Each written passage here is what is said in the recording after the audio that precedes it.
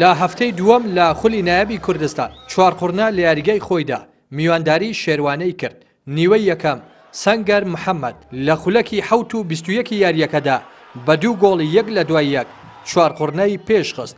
دواتر هەمان یاریزان گۆڵی سێیەمی خۆی و هاتریکی بۆ چوارقورنا لە ڕێگای لێدانی سزاوە لە خولەکی 44دا تۆمار کرد. بەر لە تەواوبوونی نیوەی یەکەمیش ئەرکان مەنسۆر لە خولەکی 45 یاریەکەدا شێروانەی کردە خاوەنی گۆڵی یەکەم. نیوەی دووە یاریزانانی شێروانە بۆ کەمکردنەوەی ئەنجامی یاریەکە هاتنەوە ناو یاریگە، بەڵام سەرکەوتوو نەبوون.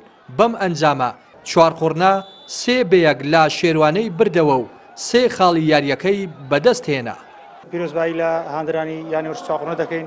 بەڕاستی یاری ئەوڕۆ لەگەڵ شێروانی یاریژی چارنووساز بۆ ئێمە چکە پاڵەوانی وەرزی ڕابردوو بە توانیمان شۆتی یەکەم سواز بخوای گەورە باش یاری بکەین.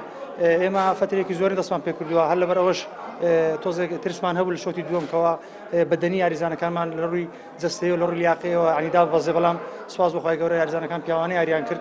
یارێکی باشمان گرۆک و یاری، بەڵام خۆ دەزانی یاری تۆی پێش فرسەیە ئێستەقلالکردنی فرسەیە. ئێمە فرسی چاکمان بووات بە تایبەت گێمی یەکەم نەماتوانانی فرسەکان خۆزینەوە.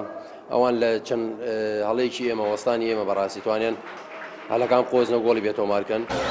لە دوو یاری سەرەتای خولەکەدا چوارقورنا شکستێک و بردنەوەیەکی هەیە و خاوەنی 3 خاڵە، یانەی شێروانەش یەکسانبوونێک و شکستێکی هەیە و خاوەنی تەنیا 1 خاڵە لە خولی نایابی کوردستان.